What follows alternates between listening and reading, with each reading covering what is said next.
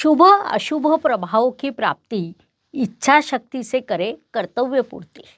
नमस्कार, मैं astro गुरुमा doctor ज्योति जोशी आप सभी ज्योतिष प्रेमियों का आज के भाग में हार्दिक स्वागत करती हूँ। आज हम अत्यंत महत्वपूर्ण विषय पर वार्तालाप करने वाले हैं। वह विषय है शनिदेव का राशि परिवर्तन। 29 मार्च 2025 को शनिदेव कुंभ राशि से मीन राशि में प्रवेश करने वाले हैं। ज्योतिष के दृष्टिकोण से वह अत्यंत बड़ी घटना मानी जाती है। अगले 2.5 वर्ष शनिदेव उसी राशि में विराजमान रहेंगे जिनका सभी राशियों पर विभिन्न पद्धतियों से प्रभाव होगा। उस प्रभाव को हम विस्तार से समझने वाले हैं। आज हम धनु राशि पर होने वाले प्रभावों का अध्ययन करेंगे। साथ ही इस काल में करने वाले उपाय मैं आपको अंत में बताऊंगी, इसीलिए आज के भाग को अंत तक देखें।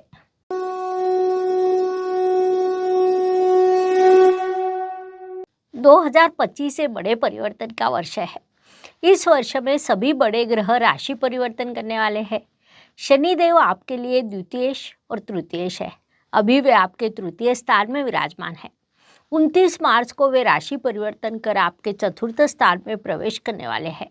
शनिदेव की एक विशेषता है कि वे एक स्थान में बैठकर प्रत्यक्ष अप्रत्यक्ष 6 स्थानों पर प्रभाव डालते हैं, अर्थात लगभग आधी कुंडली पर उनका प्रभाव होता है। इसीलिए शनिदेव का गोचर उनकी स्थिति सभी के लिए महत्वपूर्ण होती है। शनिदेव को लेकर हमारे समाज में विभिन्न प्रकार की भ्रांतियाँ फैली हुई है। उनको लेकर लोगों के मन में एक प्रकार का भय रहता है, लेकिन किसी भी प्रकार के भय को ना रखें, अपेक्षा भी ना रखें, क्योंकि सभी दुखों का कारण भय और अपेक्षा इन 2 चीज़ों में होता है। इसीलिए हमेशा सकारात्मक रहने का प्रयास करें, जिस कारण आपके जीवन में सकारात्मक बदल अवश्य होंगे। क्योंकि धनु गुरुदेव की अग्नि तत्व की राशि है। कर्म पर आपका बड़ा विश्वास होता है और कर्म से भाग्य बदलने की क्षमता आप में होती है। जैसा मैंने शुरुआत में कहा, शनिदेव आपके लिए धनेश और पराक्रमेश है। धन स्थान और पराक्रम स्थान का स्वामित्व उनके पास है। अब वे आपके सुख स्थान में प्रवेश करने वाले हैं। यहाँ एक दूसरे के विरुद्ध 2 चीज़ें होती है।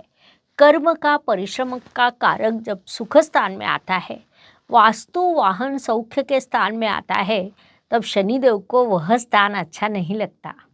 दूसरी बात है कि यहाँ पर धनेश भी सुख स्थान में आता है, जिस कारण संचित धन में नुकसान होने की संभावना रहती है।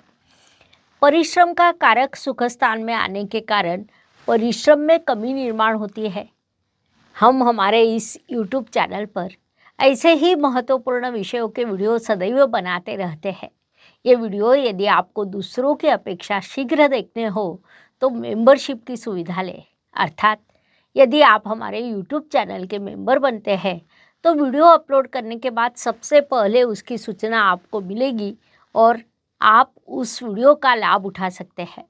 साथ ही आपके कमेंट्स हाईलाइट होंगे। यदि हम लाइव कार्यक्रम लेते हैं तो आपके द्वारा कमेंट करके के प्रश्न शीघ्रता से ऊपर आते हैं। महत्वपूर्ण बात है कि मेंबरशिप की सुविधा भी केवल 29 रुपये रखी है। इस मेंबरशिप से आप दूसरों के पहले हमारे वीडियो देख सकते हैं। इसीलिए अधिक से अधिक ज्योतिष प्रेमियों ने मेंबर बनना। दूसरी महत्वपूर्ण बात है, अब हम धनु राशि पर शनि परिवर्तन के परिणाम को समझ रहे हैं, लेकिन सभी धनु जातकों को एक समान प्रभाव नहीं मिलेंगे। आपकी मूल कुंडली में शनिदेव कौन से राशि में है, कौन से स्थान में है, उस अनुसार इस प्रभाव में अंतर आएगा। उसे समझने के लिए हम हमारे चैनल मेंबर्स को एक विशेष सुविधा देने वाले हैं। उसके लिए हम लाइव कार्यक्रम लेने वाले हैं। इस लाइव कार्यक्रम में आप अपनी राशि और अपनी मूल कुंडली में शनिदेव कौन से राशि में है, ये कमेंट बॉक्स में लिखकर हम तक पहुंचाएं, जिससे आप पर होने वाले सीधे परिणाम हम बता सकें। अर्थात स्थूलता से सूक्ष्मता की ओर लेकर जाने वाला एक कार्यक्रम रहेगा। लाइव कार्यक्रम में सबसे पहले मैं आपका नाम बताऊंगी।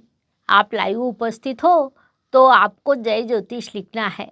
उससे मुझे भी समझ में आएगा कि आप उपस्थित हैं। उसके बाद मैं आप पर होने वाले प्रभाव बताऊंगी। तो शनिदेव अब आपके तृतीय स्थान से चतुर्थ स्थान में प्रवेश करने वाले हैं। वहाँ पर पहले से ही शुक्र, बुध, राहु, चंद्रमा, रवि, नेपच्यून ये सभी ग्रह विराजमान रहेंगे। आपके चतुर्थ स्थान में आपके ही राशि स्वामी की अर्थात गुरुदेव की दूसरी जल तत्व की राशि आती है। अर्थात जल तत्व में ग्रहों की भीड़ लगने वाली है। किसी भी एक तत्व का प्रभाव जब बढ़ता है तब प्राकृतिक संतुलन खराब होता है। हम हर स्थान पर देखते हैं कि जब जब संतुलन बना रहता है तब तब शांति रहती है, लेकिन संतुलन खराब हो तो कहीं न कहीं अस्थिरता, प्राकृतिक आपदा निर्माण होती है। चतुर्थ स्थान में जल तत्व की राशि में आने वाले सभी ग्रह ये प्रश्न निर्माण कर सकते हैं। विशेष बात है कि शनि परिवर्तन के दिन ही सूर्य ग्रहण भी होने वाला है, लेकिन वह भारत में देखा नहीं जाएगा, जो हमारे देश के लिए एक सुखद बात कही जा सकती है। फिर भी वैश्विक स्तर पर इस काल में प्राकृतिक आपदा या जिसे हम नेचुरल डिजास्टर कहते हैं वह निर्माण होने की संभावना है। तो शनिदेव आपके चतुर्थ स्थान में प्रवेश करने वाले हैं। शनि का अर्थ विलंब होता है। शनि बुजुर्ग ग्रह माना जाता है, वह हमें जिम्मेदारियां सिखाता है। ऐसा ग्रह आपके चतुर्थ स्थान में आएगा और उसके शुभ अशुभ दोनों परिणाम आप पर होंगे। कई बार काम में विलंब होना, सौख्य की हानि होना या अतिरिक्त परिश्रम ये विभाग आ सकते हैं। इसीलिए उस दृष्टि से आपने जागरूक रहना चाहिए।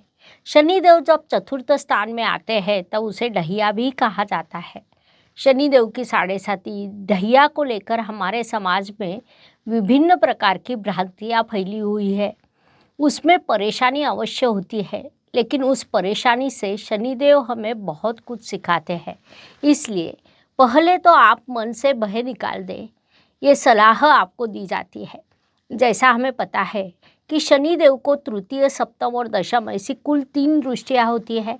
स्थान के साथ उनकी दृष्टि भी महत्वपूर्ण मानी जाती है, क्योंकि उनकी दृष्टि के भी बड़े परिणाम होते हैं। उस अनुसार चतुर्थ स्थान में आने वाले शनिदेव की तृतीय दृष्टि आपके षष्ठ स्थान पर होगी।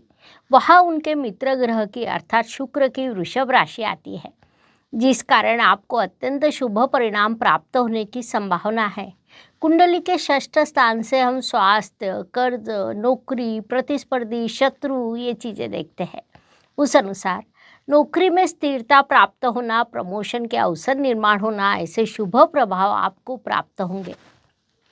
साथ ही शत्रुओं को पीछे छोड़ उन्नति की दिशा में आगे बढ़ना, ये प्रभाव आपको शनिदेव देंगे। यहाँ पुनश्च एक अंतर्विरोध की स्थिति निर्माण होगी कि शत्रुओं पर विजय प्राप्त करने के लिए आपको अधिक परिश्रम करने पड़ेंगे। महत्वपूर्ण बात है कि सुख स्थान में आने वाले शनिदेव आपके परिश्रम में कमी निर्माण करेंगे, जिस कारण आपको अपनी इच्छा शक्ति से कार्य को साध्य करना होगा, तभी आपको अपेक्षित सफलता प्राप्त हो सकती है। इस बात को ध्यान में ले। चतुर्थ स्थान में प्रवेश करने वाले शनिदेव की सप्तम दृष्टि आपके दशम स्थान पर होगी। कुंडली में दशम स्थान को हम कर्म स्थान कहते हैं। उस अनुसार शनिदेव इस काल में आपसे कह रहे हैं, आप उचित कर्म करें, मैं आपको सफलता प्रदान करूंगी।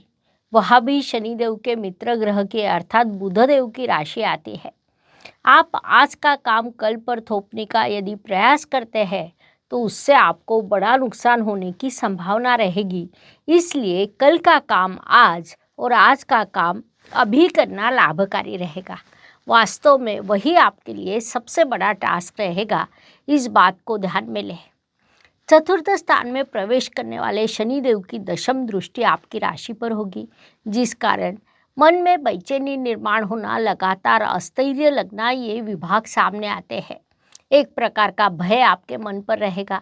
ऐसी स्थिति में जीवन का पूरा आनंद लेना है, पूरा लाभ उठाना है, ये भावना आपके मन में होनी चाहिए। उससे आपको परेशानी कम हो सकती है। इस काल में आप जितना अधिक परिश्रम करेंगे, जितने कर्तव्यों की पूरी करेंगे, उतनी आपकी परेशानी कम होगी। आपकी धनु राशि अग्नि तत्व की राशि है। निश्चित किया हुआ लक्ष्य प्राप्त करना ये आपका मुख्य उद्देश्य होता है। चतुर्थ स्थान में प्रवेश करने वाले शनिदेव आपके लक्ष्य में बाधा निर्माण करते हैं, लेकिन ये काल अस्थायी होता है। शनिदेव जब पुनश्च राशि परिवर्तन करेंगे तब आप भी पुनश्च धैर्य से काम पर लगेंगे। मिट्टी कहे कुम्हार से तू क्या रोंदे मोए, एक दिन ऐसा आएगा मैं रोंदूंगी तोए। अर्थात आज भले ही आपके लिए बाधा परेशानी निर्माण हुई हो, लेकिन भविष्य में आप उन्नति करने वाले हैं। उसके लिए महत्वपूर्ण बात है कि राहु ग्रह मई माह में आपके तृतीय स्थान में प्रवेश करने वाला है। उसके आपको अत्यंत शुभ परिणाम प्राप्त होंगे। साथ ही गुरुदेव भी मई माह में राशि परिवर्तन कर आपके सप्तम स्थान में प्रवेश करने वाले हैं। वहाँ से उनकी दृष्टि राशि पर होगी, उनसे भी आपको शुभ परिणाम प्राप्त होंगे। हम पर केवल शनिदेव के नहीं बल्कि सभी ग्रहों के प्रभाव होते हैं। इसलिए धनु जातक इस काल में अपनी इच्छा शक्ति और परिश्रम से सफल होंगे। उपायों की दृष्टि से विचार करें तो इस काल में आप बुजुर्ग लोगों की सेवा करें, उनका आदर करें, उन्हें उचित सम्मान दें, उनकी बातों को नज़रअंदाज न करें। उससे आपको शुभ परिणाम प्राप्त होंगे। इस प्रकार धनु राशि पर शनि परिवर्तन के होने वाले प्रभावों को समझने के लिए इतनी जानकारी पर्याप्त है। हम यही रुकते हैं, पुनश्च अवश्य मिलेंगे। वीडियो अच्छी लगे तो लाइक शेयर सब्सक्राइब करें। धन्यवाद। शुभम भवतु। जय ज्योतिष। ज्योतिष का अध्ययन तथा शास्त्र की शास्त्रीय तरीके से पढ़ाई करने के लिए मेरी 2 किताबें प्रकाशित हो चुकी है, उनका अवश्य लाभ लीजिए। Please like share and subscribe the channel और हाँ, बेल आइकॉन दबाना ना भूलें। धन्यवाद।